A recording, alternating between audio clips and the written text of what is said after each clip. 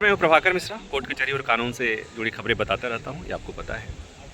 आज supreme court में एक याचिका आई थी प्रशांत किशोर की पार्टी जनसुराज की, और उसमें प्रशांत किशोर ने, उनकी पार्टी ने कहा था कि बिहार में चुनाव के दौरान जो महिला मतदाताओं को 10-10 हज़ार रुपये उनके अकाउंट में डाला गया चुनाव के दौरान, वो आचार संहिता के खिलाफ था, व्यवस्था के खिलाफ था, ये नहीं होना चाहिए था। और इस आधार पर उन्होंने बिहार के उस चुनाव को रद्द करने की मांग की।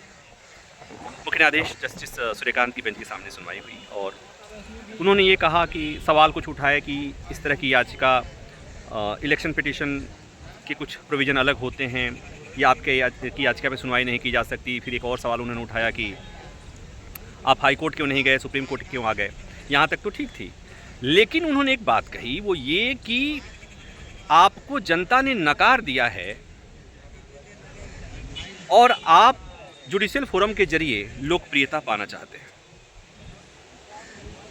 यहाँ पर सवाल है कि क्या जिस पार्टी की जीत नहीं होगी, जिसे कम वोट मिलेंगे, क्या उसकी याचिका नहीं सुनवाई होगी उसकी याचिका पर। मैं ये नहीं कह रहा कि गलत ढंग से उनकी याचिका पर सुनवाई से मना किया गया, मैं बिल्कुल नहीं कह रहा हूँ। अगर उन्होंने भेज दिया तो भेज दिया, अच्छा था। तकनीकी तौर पर मैं भी जानता हूँ कि याचिका सुनवाई योग्य नहीं थी यहाँ पर, लेकिन क्या इस टिप्पणी की ज़रूरत थी। इस पर बात करने के लिए हमारे साथ सुप्रीम कोर्ट के वरिष्ठ वकील और इन मसलों को बहुत नज़दीक से समझने वाले, लीगल मसले, पॉलिटिकल मसले, इसको समझने वाले आर.के. सिंह साहब हैं। आर.के. सिंह साहब, जैसे मैंने कहा, सुप्रीम कोर्ट की टिप्पणियाँ जो होती हैं उसका बड़ा महत्व। जब मैंने कहा कि कोर्ट ने अगर ये कहा कि ये इलेक्शन पिटीशन की कुछ शर्तें होती हैं, इस तरह से नहीं दायर होता है, इस तरह की डिमांड आप रिट में नहीं आ सकते, हाई कोर्ट क्यों नहीं गए, यहाँ तक तो ठीक था। कोर्ट ने ये भी कहा कि हाई कोर्ट चले जाओ, यहाँ तक तो ठीक था। आपको क्या लगता है कि जब उन्होंने कहा कि आपको जनता नकार चुकी है और आप यहाँ लोकप्रियता पाने के लिए, माहौल बनाने के लिए आए, इसका मतलब ये हुआ? आपको क्या लगता है इस तरह की टिप्पणी सुप्रीम कोर्ट की तरफ से आनी चाहिए? देखिए Prabhakar ji, parliamentary democracy participatory democracy है, तो सत्ता पक्ष का जितना महत्व है उससे कम महत्व विपक्ष का नहीं है। जो अपोजिशन होता है वो डेमोक्रेसी का एक पिलर है, और किसी भी इलेक्शन में जितने वोट एक विनिंग कैंडिडेट को मिलते हैं उतने वोट शायद लूजिंग कैंडिडेट को नहीं मिलते, लूजर्स को नहीं मिलते हैं, लेकिन वो वोट उतनी ही अहमियत रखते हैं, क्योंकि राइट टू वोट जो फंडामेंटल उनका राइट है उन लोगों ने किसी को दिया है।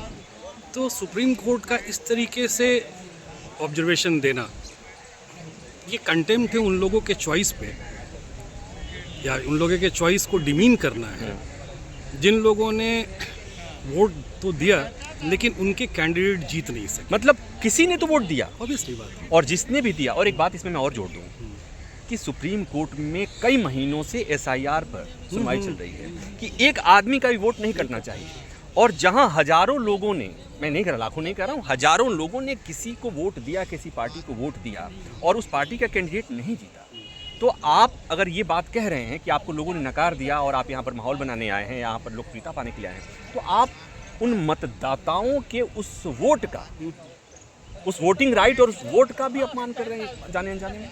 हाँ, वो जो चॉइस है उनका, वो बहुत फ्री एंड फेयर चॉइस है। उस चॉइस को किसी भी तरीके से किसी ऑब्जर्वेशन के थ्रू टेंट करना उनके चॉइस पे क्वेश्चन उठाने के बराबर है, और उस क्वेश्चन का सीधा संबंध आपके संवैधानिक अधिकारों से है। संविधान आपका सैक्रोसेंट है, अगर आपका संविधान सैक्रोसेंट है तो उनका राइट टू चूज़ भी सैक्रोसेंट है। और ये ऑब्जर्वेशन टॉप कोर्ट के टॉप जज से आना वांछनीय नहीं था, ये नहीं आना चाहिए था, इससे बचना चाहिए था, क्योंकि इस मुल्क में ये देखा गया है कि एक वोट से भी कैंडिडेट्स हारे हैं, एक वोट से सरकारें गिरी हैं, एक वोट से सरकारें गिरी हैं। तो जब एक वोट की, और आपने बताया एसआईआर को लेकर के, एक वोट के डिलीशंस को लेकर के इतनी लंबी कानूनी लड़ाई लड़ रही जा रही है, तो अगर कोई ग्रुप या कोई व्यक्ति या कोई पॉलिटिकल पार्टी कोई एक पिटिशन लेके आता है जहां उसको लगता है कि कुछ लोगों के साथ न्याय नहीं हो पाया, जो इलेक्टोरल प्रोसेस है, और उसका निपटारा होना चाहिए या उसको सुनना चाहिए, तो सुप्रीम कोर्ट का ये कहना है कि आप हाई कोर्ट चले जाइए, यहाँ तक तो ठीक है, लेकिन ये कह देना कि चूंकि आप चुनाव हार गए हैं तो वेंडेटा पिटीशन फाइल और जानते हैं मुद्दा क्या था? जो सवाल खड़ा किया गया था, ये वही सवाल था जो चुनाव के दौरान सबके मन में सवाल था, सत्ता पक्ष वालों के भी मन में सवाल था, ऑपोजिशन के मन में सवाल था, जिसने भी सुना उसके सबके मन में सवाल था। जिसके अकाउंट में पैसे आए उन्होंने भी कहे कि बताओ वोटिंग के पहले पैसे आ गए। तो आपको ये देखना था कि वो जो सवाल उठाया गया है वो वैलिड है या नहीं, ये सवाल उठाना था, इस पर बात करनी थी। आपने नहीं सुना, कोई बात नहीं। और फिर तब मैं ये चर्चा क्यों कर रहा हूँ? सामान्यतः आजकल यही चर्चा होता है ओपोजिशन के लिए, जो कहा जाता है कि आपको जनता नकार चुकी है, आप क्या बोलेंगे, आपको जनता नकार चुकी है, आप क्या सवाल पूछेंगे।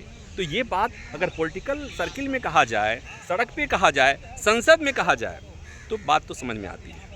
लेकिन अगर ये बात देश की सबसे बड़ी अदालत से आए, जिस पर लोकतंत्र की रक्षा की जिम्मेवारी भी हो, संविधान की रक्षा की भी जिम्मेवारी हो, आपके और हमारे मताधिकार की भी रक्षा की जिम्मेवारी हो, ऐसे में किसी पॉलिटिकल पार्टी के लिए अगर इस तरह की टिप्पणी आती है, मुझे लगता है कि ये अनवारंटेड, गैर जरूरी। उम्मीद है आप लोगों को हमारी ये बातचीत, आर.के. सिंह साहब के साथ हमारी जो बातचीत है, ये पसंद आई होगी, और कुछ आपके भी कुछ राय होंगे, विचार होंगे, तो बढ़िया भाषा में टिप्पणी कर सकते हैं। Thank you.